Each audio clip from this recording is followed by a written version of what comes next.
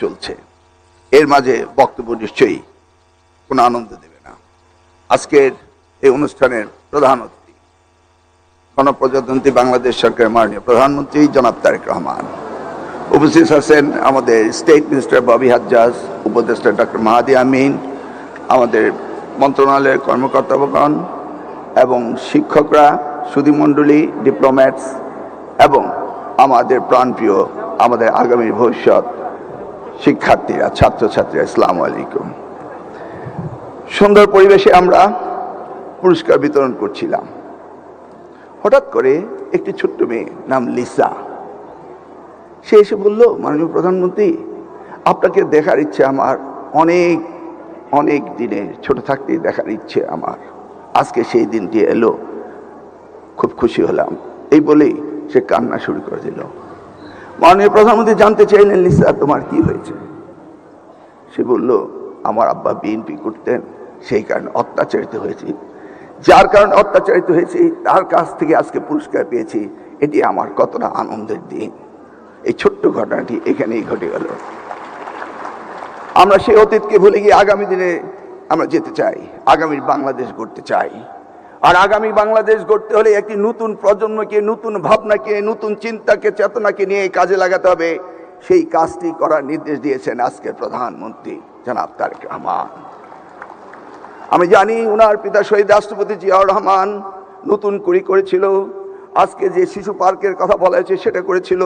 উনার সময়ে 21-এর পদক দেওয়া হয়েছিল, স্বাধীনতার পদক দেওয়া হয়েছিল বেগম খালেদা জিয়ার সময়ে। এই প্রত্যেকটি গুণজনকে সম্মান করার অভিপ্রায় ব্যক্ত হয়েছিল এই জাতীয়তাবাদী দল থেকে, এই শহীদ রাষ্ট্রপতি জিয়াউর রহমান, দেশমাতা বেগম খালেদা জিয়া থেকে। আজকে আমরা দেখতে পাচ্ছি আমাদের প্রিয় প্রধানমন্ত্রী, তিনি আমাদের তরুণ প্রজন্ম, আগামী প্রজন্মকে কত না ভালোবাসেন, কত না তাদের কাছে টেনে নিয়েছেন। আমরা সত্যি আনন্দিত। কয়েকদিন আগে 20শে জুন আর্মি স্টেডিয়ামে সারা বাংলাদেশ থেকে এই 22 লক্ষ ক্ষুদে খেলোয়াড় আমাদের প্রাথমিক স্তরে তারা ফুটবল খেলতে এসেছিল, তাদের প্রতিযোগিতা হয়েছিল। ফাইনাল খেলার দিন মাননীয় প্রধানমন্ত্রী ছিলেন। আমি দেখেছি সেই দিন তিনি আবারও বলেছেন যে প্রাইম মিনিস্টার গোল্ড কাপ করা হোক, বাংলাদেশের সকল শিক্ষার্থীকে যেন আনন্দ মেলায় ভাসিয়ে দেওয়া যায়, তারা যেন মোবাইল আসক্ত, তারা যেন ড্রাগের আসক্ত থেকে বেরিয়ে আসতে পারে, সেই জন্য তিনি পরিকল্পনা নিয়েছেন। তিনি শিক্ষা খাতে বাজেট বাড়িয়ে দিয়েছেন, আমরা সেদিকে কাজ করছি। তিনি ওয়ান টিচার ওয়ান ট্যাব সেই ব্যবস্থাটি করছেন, মাল্টিমিডিয়া ক্লাসরুমের ব্যবস্থা করছেন।